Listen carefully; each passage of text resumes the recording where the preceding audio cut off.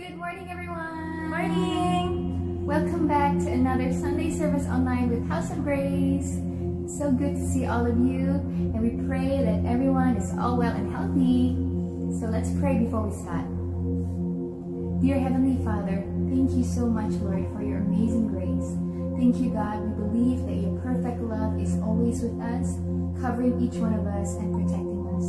In Christ's name we pray. Amen. Let's worship God together. This song is from Psalms 91.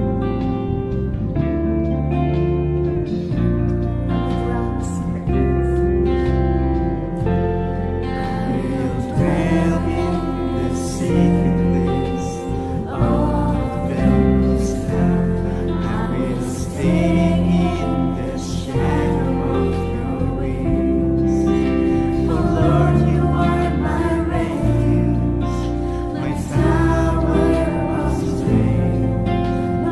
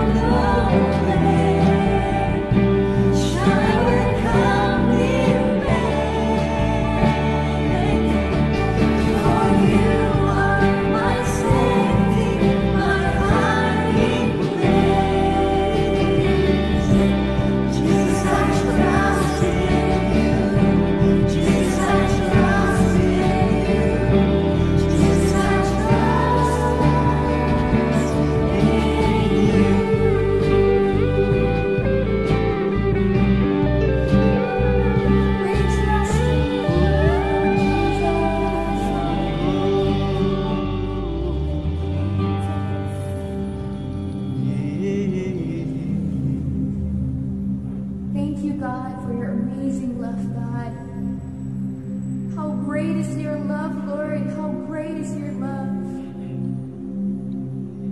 There will never be a God like you, Lord. Let's worship you.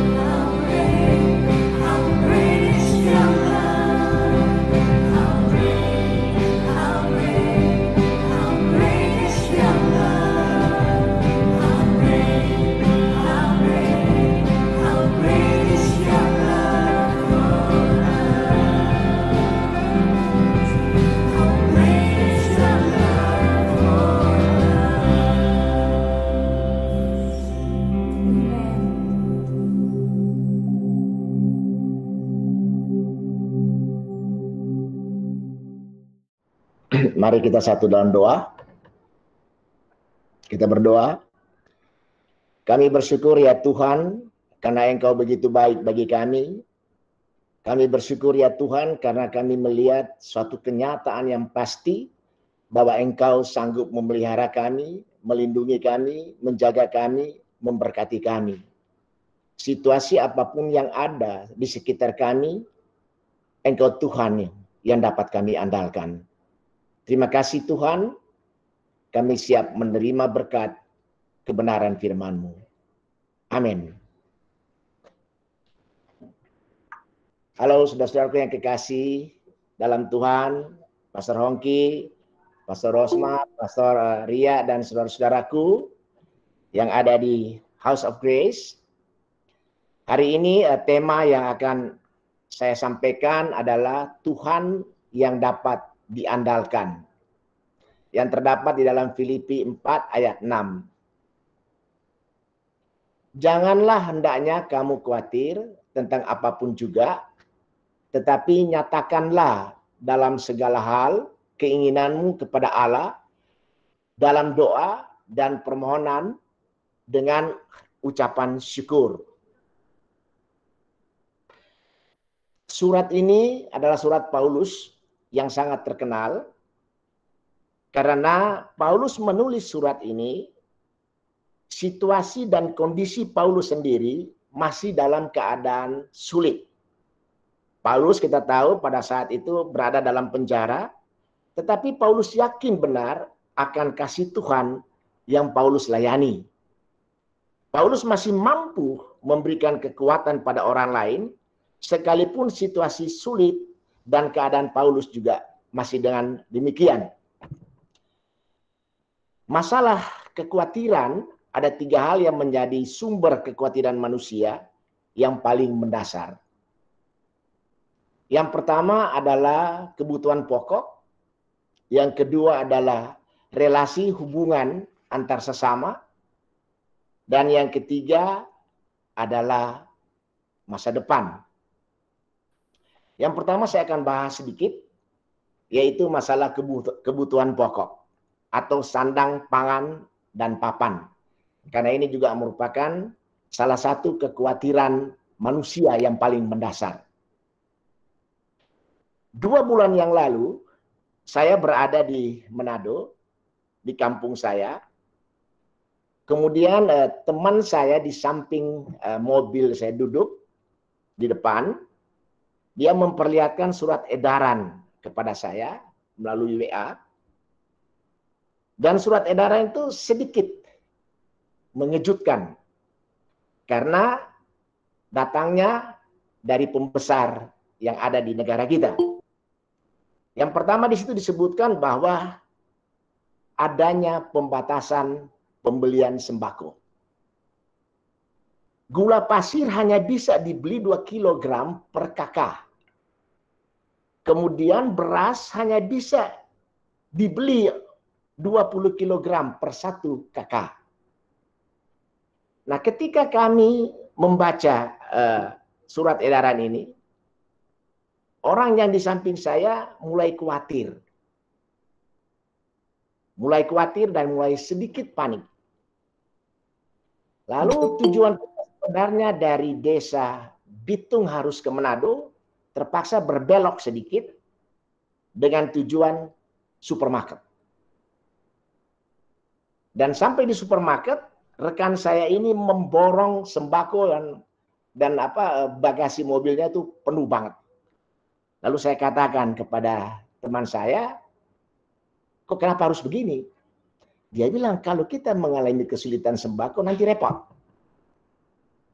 Nah, kemudian saudaraku yang kekasih, pada tanggal 28 April tahun 2020, saya mendengar dari berita CNBC, adalah pejabat kita di Indonesia memberikan satu informasi.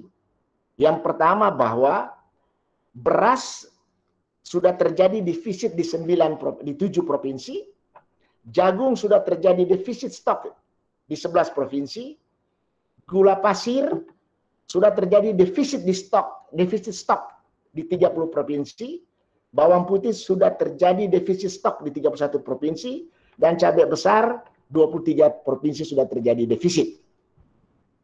Lalu berita itu mengatakan bahwa tahun ini akan terjadi kemarau panjang, kita semua sudah tahu.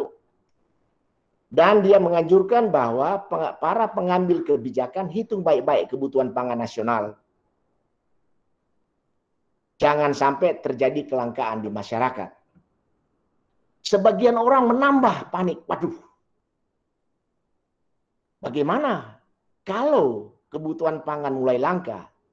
Mulailah mereka menimbun barang di rumah karena faktor kekhawatiran kebutuhan pokok. Kita juga sangat terkejut pada waktu Apindo 8 Mei 2020 melalui siaran CNBC mengatakan begini, kalau situasi dan keadaan begini terus sampai Juni 2020, banyak sekali perusahaan yang akan tutup. Dan sampai kenyataan sekarang PHK dan orang yang dirumahkan sudah melampaui 7 juta orang. Dan menambah kekhawatiran yang muncul dalam kehidupan kita.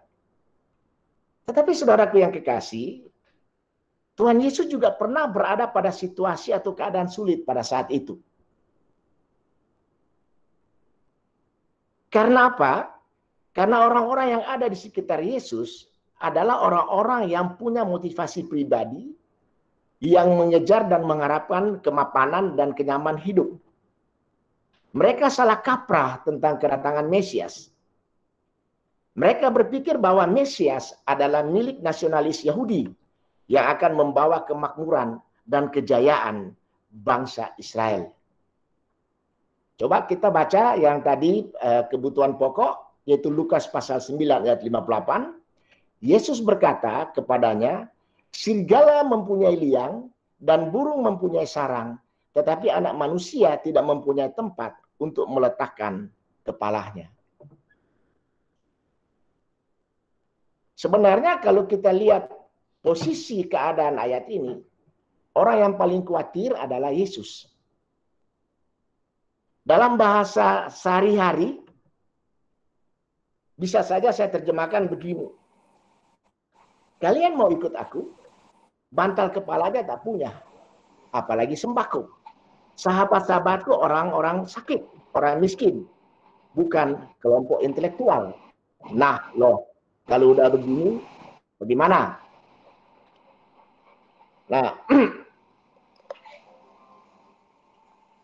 Kemudian yang kedua adalah masalah relasi. Lalu, tolong. B, ya, relasi. Saya baca ayatnya. Kata Filipus kepadanya dalam Yohanes pasal 14 ayat 8 sampai 11. Kata Filipus kepadanya, Tuhan tunjukkanlah Bapa itu kepada kami, itu sudah cukup bagi kami. Kata Yesus kepadanya, telah sekian lama aku bersama-sama dengan kamu, Filipus, namun engkau tidak mengenal aku. Bagaimana barang siapa telah melihat aku, ia telah melihat Bapa. Bagaimana engkau berkata, tunjukkanlah Bapa itu kepada kami. Tidak percayakah engkau bahwa aku di dalam Bapa dan Bapa di dalam aku? Apa yang aku katakan kepadamu, tidak aku katakan dari diriku sendiri, tetapi Bapa yang diam di dalam aku, dialah yang melakukan pekerjaannya. Percayalah kepadaku bahwa aku di dalam Bapa dan Bapa di dalam aku. Atau setidak-tidaknya percayalah karena pekerjaan-pekerjaan itu sendiri. Selanjutnya, pada Matius pasal 26 ayat 64 sampai 65, jawab Yesus, engkau telah mengatakannya, akan tetapi aku berkata kepadamu, mulai sekarang kamu akan melihat Anak Manusia duduk di sebelah kanan yang Maha Kuasa dan datang di atas awan-awan di langit. Maka imam besar itu mengoyakkan pakaiannya dan berkata, ia menghujat Allah. Untuk apa kita perlu saksi lagi? Sekarang telah kamu dengar hujatannya.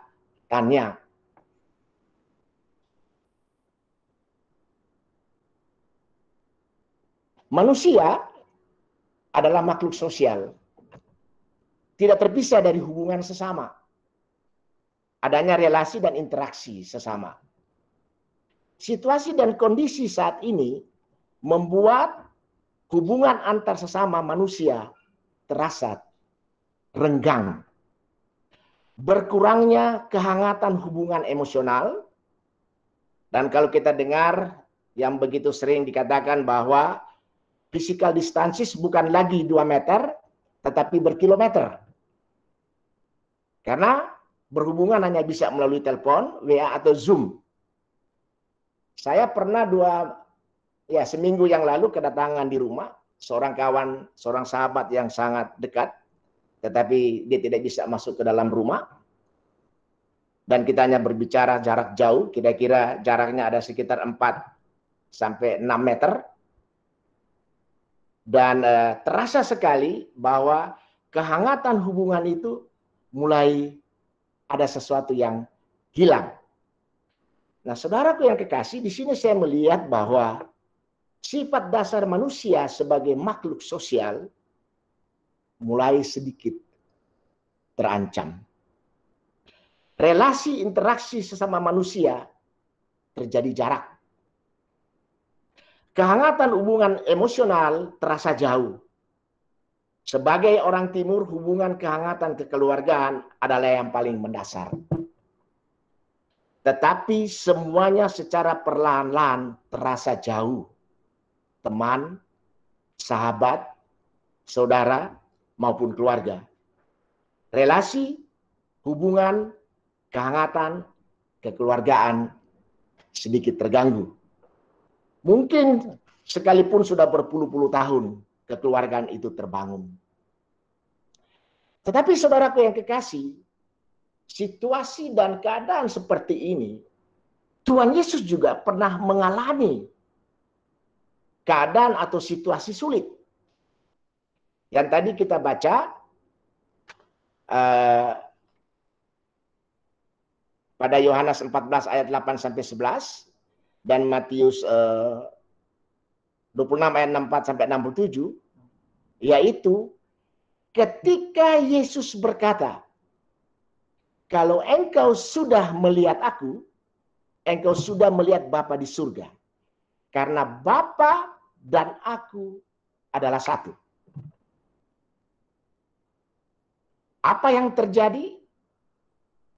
Bangsanya sendiri atau orang-orang yang ada di sekitarnya bereaksi negatif. Mereka menolak dia, mereka meludahi Yesus, mereka mengkhianati dia, bahkan memusuhi Yesus, meninggalkan dia. Bahkan salah satu murid-muridnya menyangkal dia. Akhir daripada semua itu, mereka membunuh dia. Pilatus pada saat itu sebagai penguasa tidak berhasil melindungi Yesus.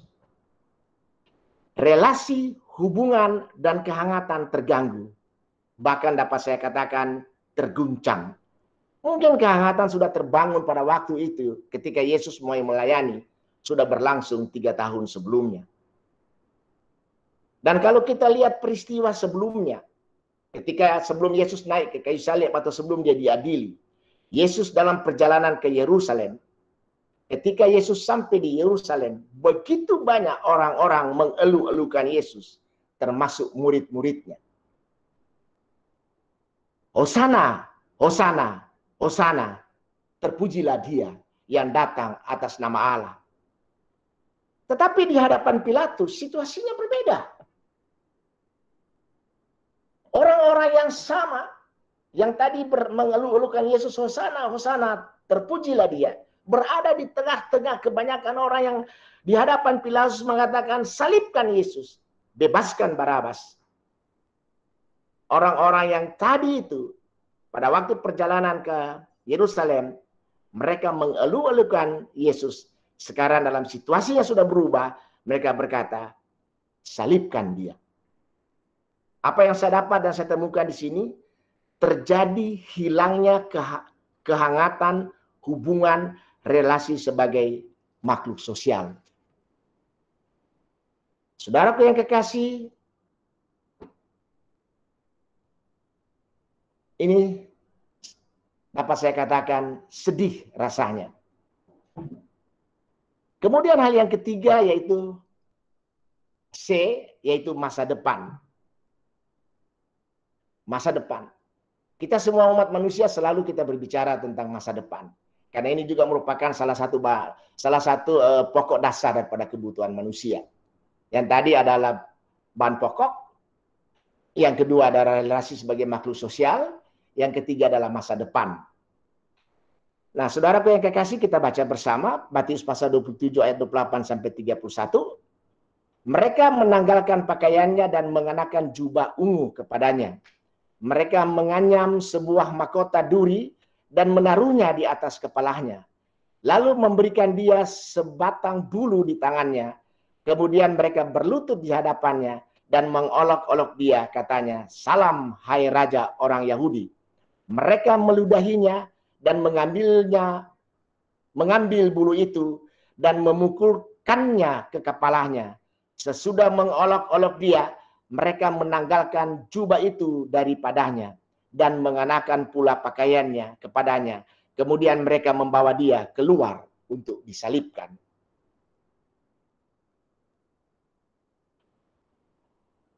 Beberapa hari yang lalu, kita mungkin semua baca dan ketahui atau kita dengar melalui televisi, WHO pernah katakan bahwa virus ini tidak akan habis. Jadi kita harus realistis menghadapinya. Presiden kita mengatakan bahwa karena WHO mengatakan kita harus realistis dengan keadaan seperti ini, kalau begitu Jokowi katakan bahwa kita hidup berdampingan dengan virus yang ada. Lalu para pengusaha juga tidak kalah memberikan pendapat. Kalau kondisi dan keadaan begini terus, bagaimana dengan masa depan dunia usaha? Bagaimana dengan masa depan ekonomi? Dengan masa depan bangsa dan negara? Selalu kita berpikir tentang masa depan. Karena masa depan adalah merupakan salah satu bagian daripada kebutuhan dasar manusia. Lalu masyarakat yang lain mengatakan bahwa bagaimana dengan masa depan kami dan anak-anak kami dan generasi sekarang kalau situasi dan kondisi seperti ini.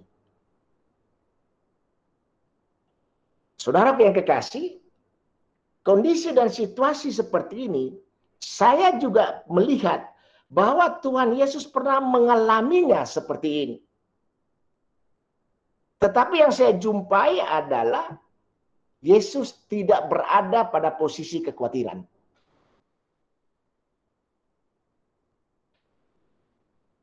Tuhan Yesus datang ke dunia untuk masa depan dan keselamatan yang pasti bagi manusia. Tetapi Tuhan Yesus harus melalui salib. Dari istana Pilatus ke Golgota, Tuhan Yesus tahu benar bagaimana penderitaan jalan salib itu. Sampai mati di Golgota, terjadi penderitaan fisik, terjadi penderitaan mental dan diolok-olok, dan dia harus mati dan tergantung di atas kayu salib. Sedangkan masa depan yang akan diberikan oleh Yesus kepada umat manusia adalah satu kepastian yang mutlak. Tetapi saudaraku yang kekasih, menarik bagi saya bahwa di dalam situasi dan kondisi seperti itu, Yesus memperlihatkan bahwa dia sanggup mengatasinya dan dia dapat melewatinya sekalipun dalam situasi sulit. Coba kita baca di dalam slide berikutnya. Ya, Tuhan Yesus dapat mengatasi dan melewatinya pada situasi sulit dan keadaan sulit. Ayat ketiga, Matius 26 ayat 38-39. Lalu katanya kepada mereka, hatiku sangat sedih, seperti mau mati rasanya. Tinggallah di sini dan berjaga-jagalah dengan aku. Maka ia maju sedikit, lalu sujud dan berdoa. Katanya, ya Bapakku. Perhatikan kita di sini. Jikalau sekiranya mungkin, ini menarik. Jikalau sekiranya mungkin, biarlah cawan ini lalu daripadaku, tetapi janganlah seperti yang kukehendaki, melainkan seperti yang engkau kehendaki. Ayat 42. Lalu ia pergi untuk kedua kalinya. Ayat ke-42. Lalu ia pergi untuk kedua kalinya dan berdoa, katanya, ya Bapakku, jikalau cawan ini tidak mungkin lalu, kecuali apabila aku meminumnya, jadilah kehendakmu. Ini dua step yang saya lihat, di mana keberhasilan Yesus di dalam menghadapi situasi sesulit apapun juga yang dihadapi. Sekalipun dia datang ke dalam dunia membawa satu kepastian masa depan. Kita lihat percakapan pertama. Jikalau sekiranya mungkin, ya Bapa di sorga, biarlah cawan ini lalu daripadaku. Bukan kehendakku, tapi kehendakmu. Tetapi kalimat yang berikut, yang Yesus katakan, jikalau cawan ini tidak mungkin lalu, biarlah kehendakmu yang jadi. Apa yang saya jumpai di sini adalah ketaatan. Yang saya jumpai di sini adalah kepatuhan kepada Bapa di surga, karena mereka adalah satu. Yang kedua di dalam percakapan ini yang saya jumpai adalah percaya kepada kasih Bapa yang dapat diandalkan.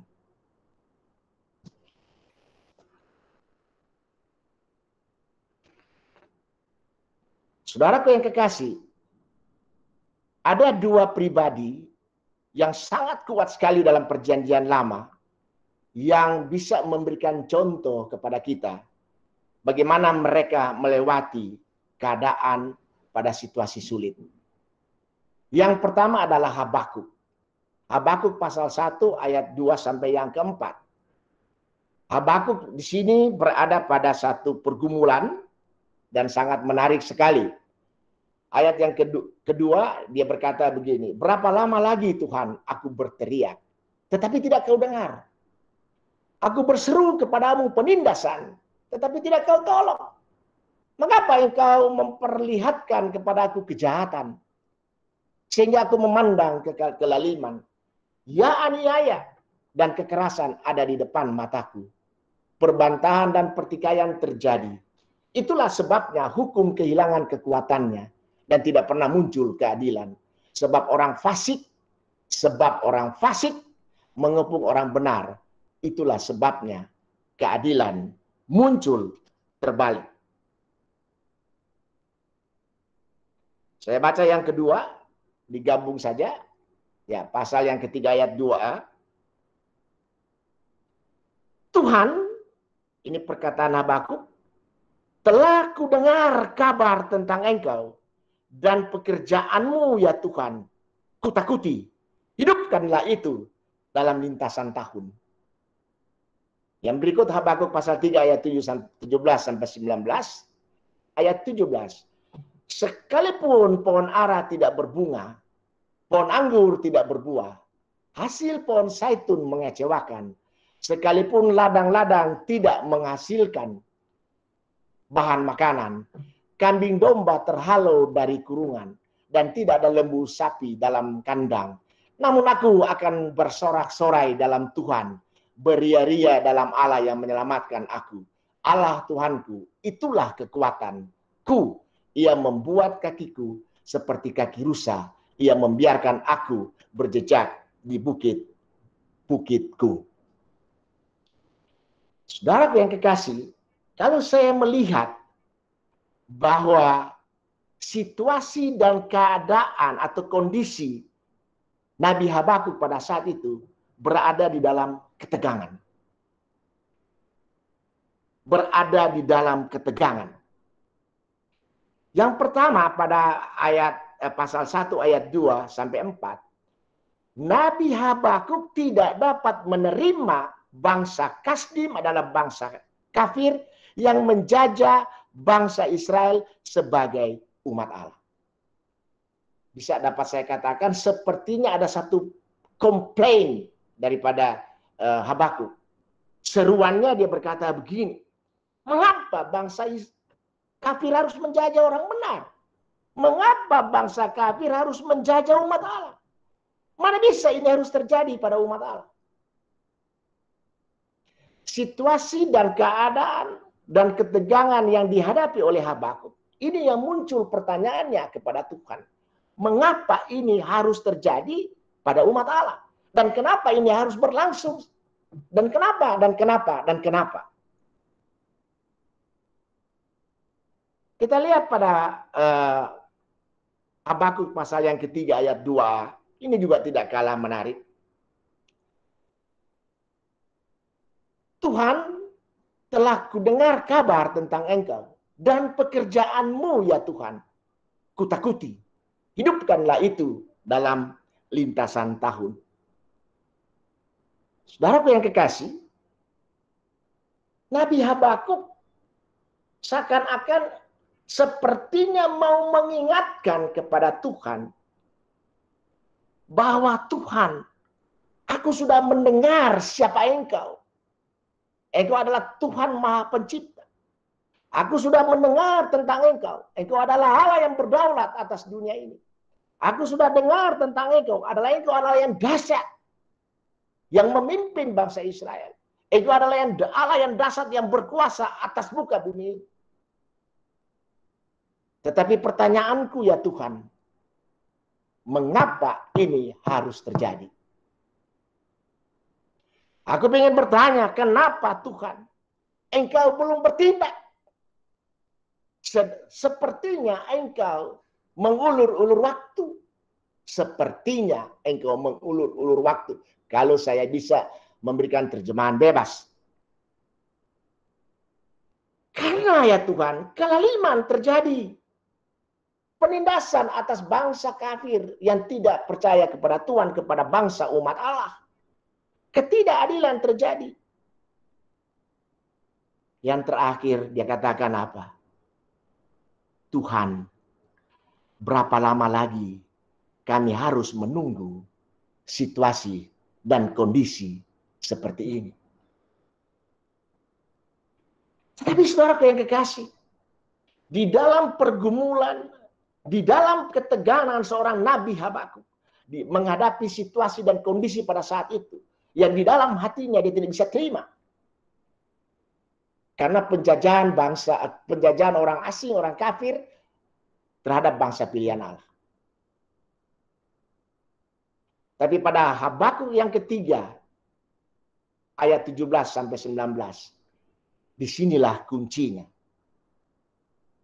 Sekalipun pohon ara tidak berbunga, pohon anggur tidak berbuah, hasil pohon zaitun mengecewakan, sekalipun ladang-ladang tidak menghasilkan bahan makanan, kambing domba terhalau dari kurungan, dan tidak ada lembu sapi dalam kandang. Namun aku akan bersorak-sorai di dalam Tuhan, beria-ria di dalam Allah yang menyelamatkan aku. Allah Tuhanku itu kekuatanku. Ia membuat kakiku seperti kaki rusa. Ia membiarkan aku berjejak di bukit-bukitku. Saudara yang kekasih, dapat saya menarik satu kesimpulan. Pada pasal yang ketiga, Habakuk berkata, sekalipun tidak seperti yang saya minta, atau yang saya harapkan, atau yang saya inginkan, itu yang terjadi. Habakuk pasal 3 ayat 17-19. Sepertinya Habakuk ingin berkata begini, sekalipun tidak seperti yang saya minta atau yang saya harapkan, itu yang terjadi. Engkau tetap Tuhan yang dapat kuandalkan. Engkau tetap Tuhan yang dapat kuandalkan. Kasih-Mu Tuhan tetap kuandalkan. Bahwa Engkau tidak pernah jauh dari kami. Pribadi yang kedua, yang begitu kuat, yang saya lihat di dalam perjanjian lama, yang melewati keadaan dan situasi sulit, adalah Yosua. Coba slide berikutnya. Yosua.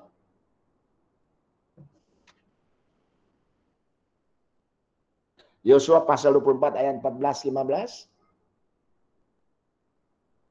Lelo.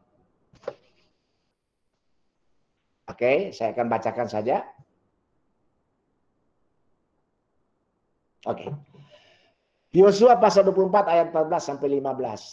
Oleh sebab itu takutlah akan Tuhan dan beribadahlah kepadanya dengan tulus ikhlas dan setia.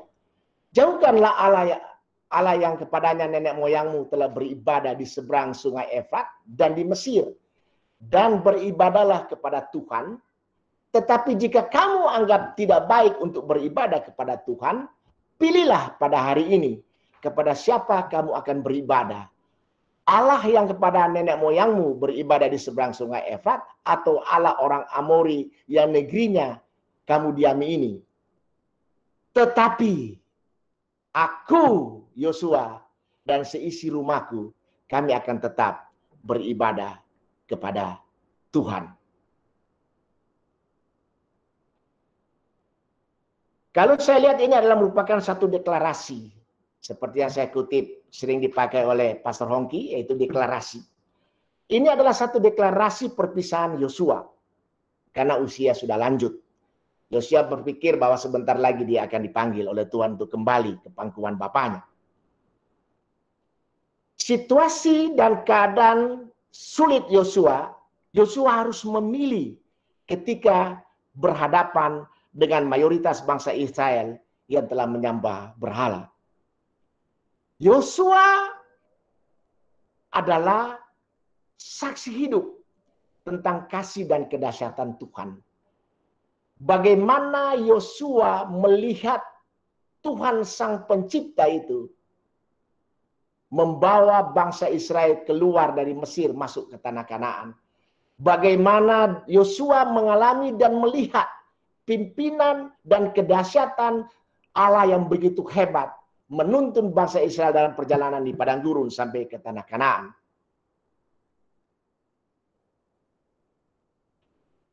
Tetapi ketika Yosua berhadapan dengan mayoritas bangsa Israel yang telah menyembah kepada berhala, Yosua harus mengambil satu keputusan. Apapun yang terjadi, Yosua katakan, kalau kalian mau beribadah ke Baal, silakan. Tapi perlu kalian tahu bahwa saya dan keluargaku akan tetap beribadah kepada Tuhan. Apapun konsekuensinya, apapun resikonya, bagaimanapun situasinya, bagaimanapun kondisinya, aku tetap menyembah kepada Tuhanku. Karena aku tahu Tuhan masih dapat dipercaya. Tuhan yang dapat diandalkan. Slide berikutnya, Lelo.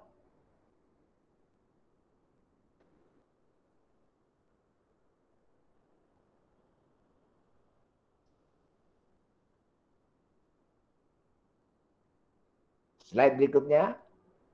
Ya, kesimpulannya adalah dalam kondisi dan keadaan sesulit apapun juga kasih Allah dalam Kristus Yesus dapat diandalkan. Amin. Mari kita satu dalam doa. Terima kasih ya Tuhan, sekalipun dalam situasi dan kondisi yang belum menentu, sekalipun dalam situasi dan kondisi yang penuh dengan tantangan dan kekhawatiran, kami tetap mengandalkan Engkau ya Tuhan. Karena Engkau Tuhan yang dapat diandalkan. Oleh sebab itu ya Tuhan, kami percayakan hidup kami, masa depan kami, keluarga kami, rekan-rekan kami, sahabat kami, ke dalam tangan-Mu. Karena kasih-Mu begitu besar. Kasih-Mu selalu memenuhi secara menyeluruh akan apa yang kami perlukan. Terima kasih Bapa, Engkau Tuhan yang dapat diandalkan. Amin. Terima kasih Bu Rosma, silakan balikan Pak Ibu Rosma.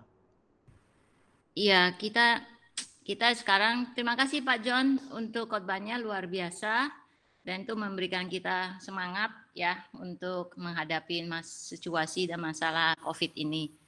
Emang ke depan kehidupannya kita mungkin banyak akan berubah, kebiasaannya kita dan segalanya. Tapi satu hal yang tidak pernah berubah adalah Tuhan Yesus. Dan kasih-Nya yang tidak pernah berubah dulu, sekarang, dan selamanya. Seperti Habakuk berkata, saya bersorak-sorai di dalam Tuhan. Dan Tuhan yang menyelamatkanku. Dan Dia akan membuat kakiku seperti kaki rusa.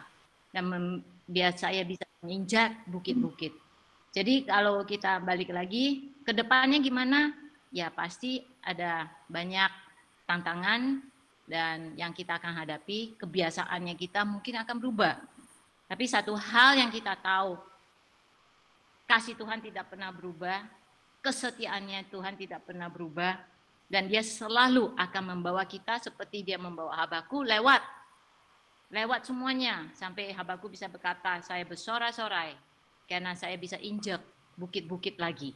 Dan itulah Tuhan akan memberikan kita berkat yang luar biasa ini. Kami berdoa ya. Dear Heavenly Father, we thank you Lord for everything. We thank you Lord that in the future that we know changes will come.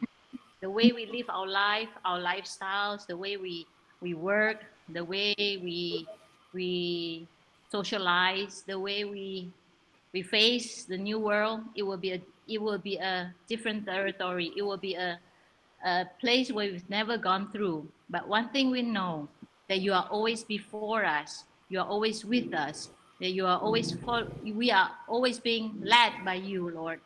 And we do not need to worry or be fearful, because we know, like Habakkuk says, I rejoice in the Lord, because He will make my feet firm in Him, our firm foundation in Christ and His love.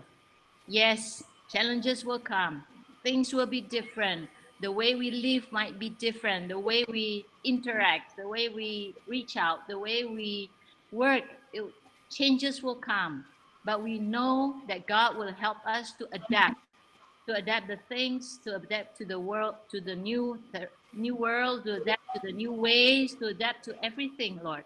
Because we know that you are faithful forever and ever. We know that your love will always be with us, that you will lead us by step, each step at a time, to bring us to a new place, a new territory, a new environment where we would thrive, where we would adapt, where we would become a blessing and be a blessing and be blessed by you. We thank you, Lord, for everything. In Jesus' name we pray. Amen. Happy Sunday.